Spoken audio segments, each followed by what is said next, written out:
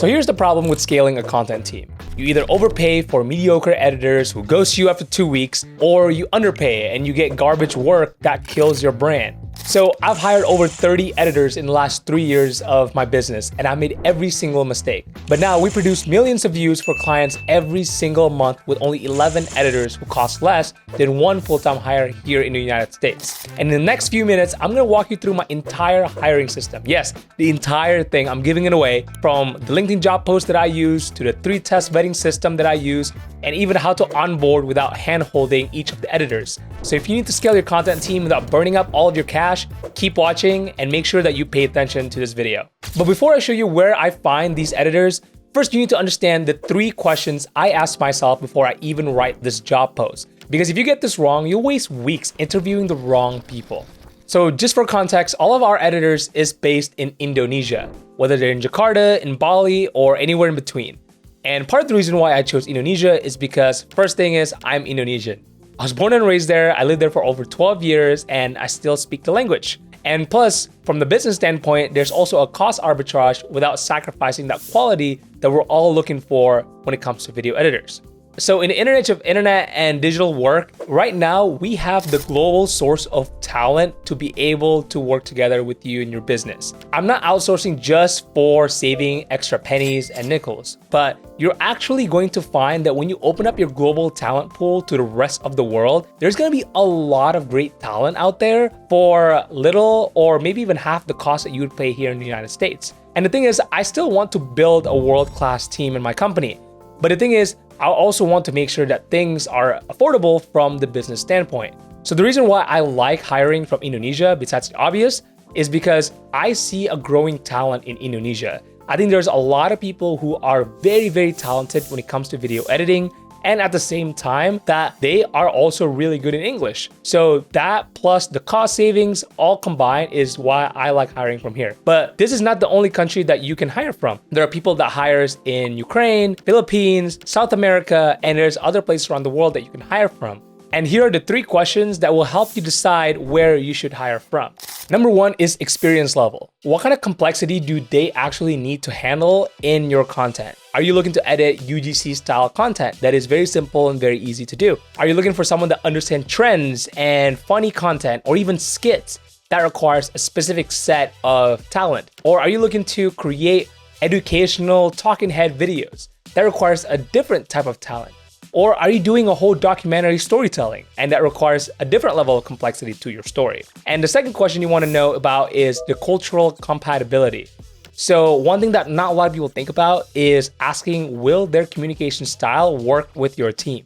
So when I was in college, I studied international business for a degree. I actually graduated with that major for my bachelor's, and plugging this here is a book that helps me a lot before hiring from someone outside of the country. It's a book called Kiss, Bow, and Shake Hands. One of my professors suggested it to me a long time ago when I was in college, and it basically breaks down all of the cultural and communication styles from every country in the world. And the third question that you want to ask yourself as well is the time zone overlap.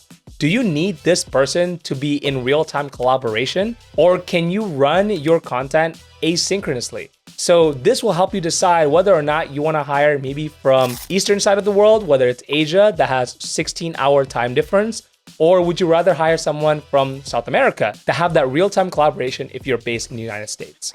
And trust me, most people get this completely backwards, and I'll show you why in a second.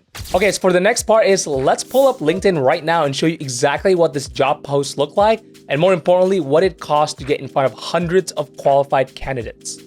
Okay, so right now we are in my own LinkedIn's job posting. And as you can see, I just hired for a short form video editor position based in Bali, Indonesia. So the thing about LinkedIn is when you put a location, it will only show that location there. And as you can see here, this was from a month ago, and I spent about $275 with a $25 of daily spent. And from there, about 677 people applied to be the applicants. And out of all of that, 677 applicants applied for this job position from Indonesia. Now let's get deeper into the actual job posting.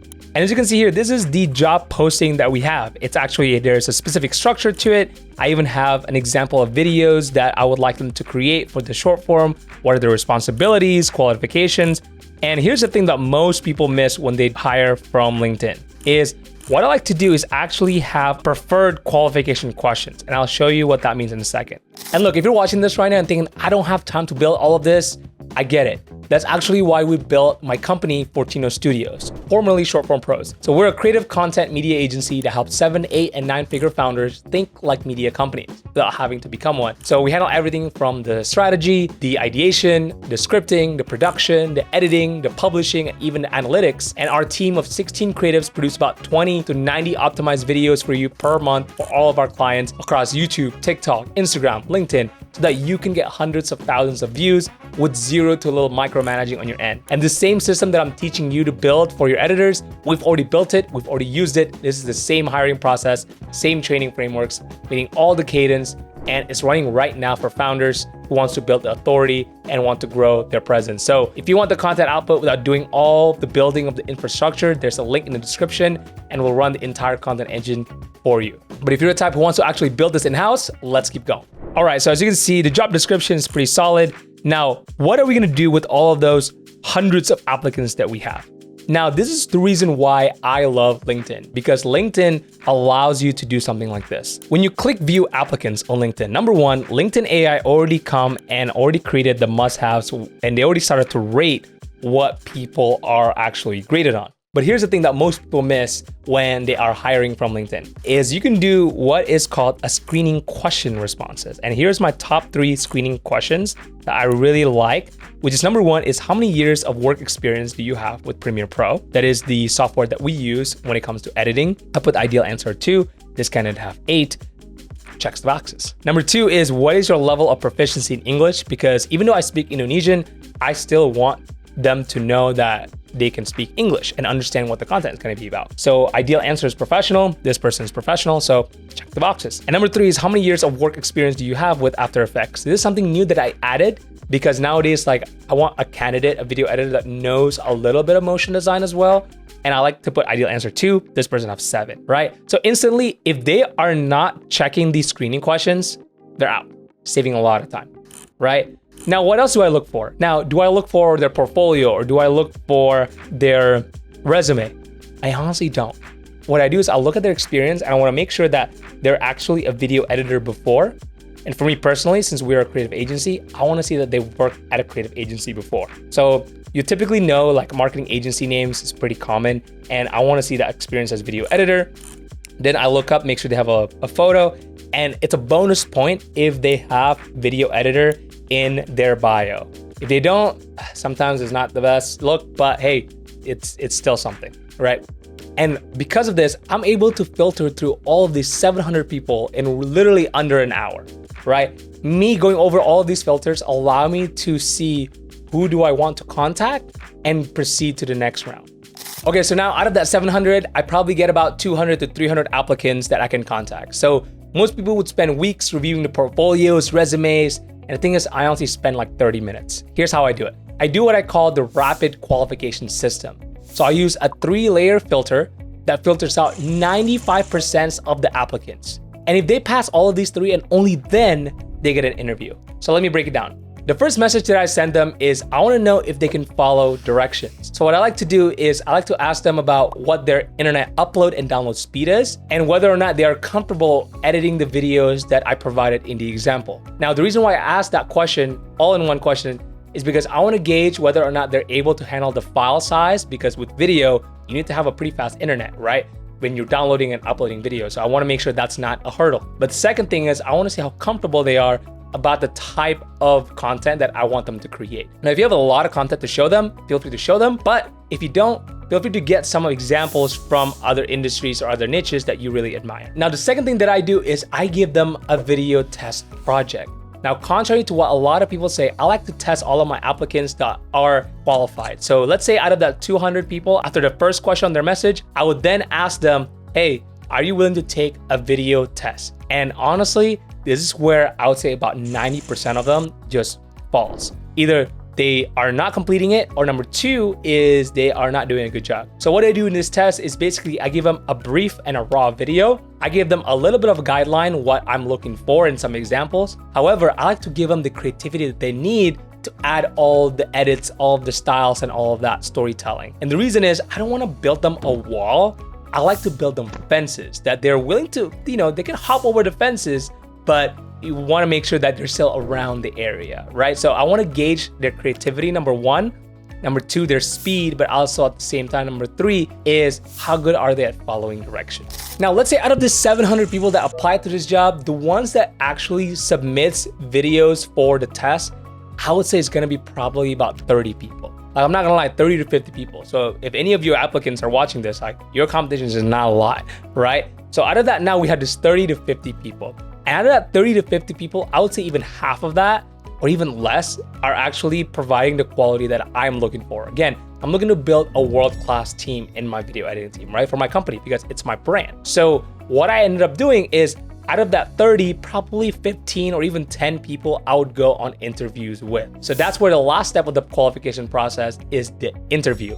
And honestly, from the interview, you can very, very clearly see who is gonna be all in, or who's not gonna be a good candidate. And here's my process for my interview. And now we're on the last step, the interview. This is where most people fall apart because they don't know how to interview a creative. And the thing is, most people ask about the simple basic questions that you ask in an interview.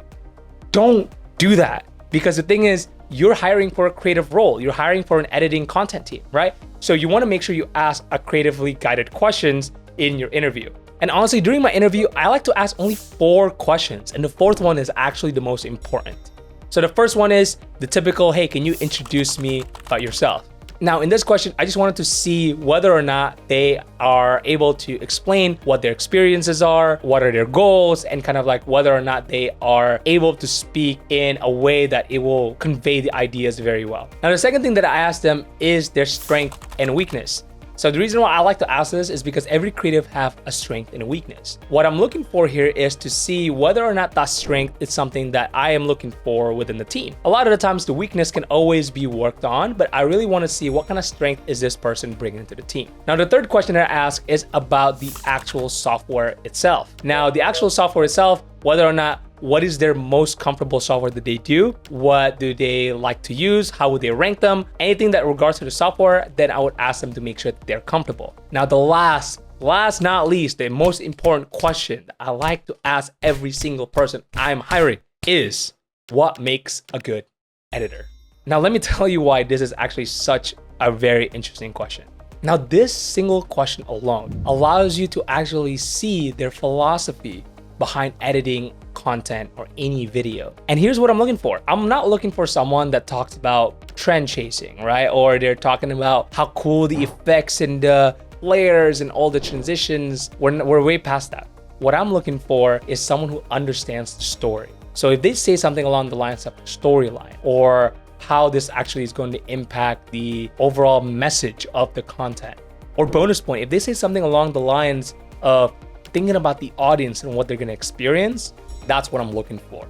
And that gives me a signal that this is actually a good candidate for my culture. Now, I have a couple other questions that I asked because of the marketing agency. If you want that, just let me know in the comments. I'll go ahead and send it to you. But for the most part, those 4 questions will allow you to know whether or not this person is going to be a good fit for your creative team. And now, congratulations, you've hired someone great. But now here's where most companies screw it up. They either over onboard someone, waste of time, or even underboard their editor and lose them in about 2 weeks. And we can go over deeper in another video on that, but here's my quick rundown on the system.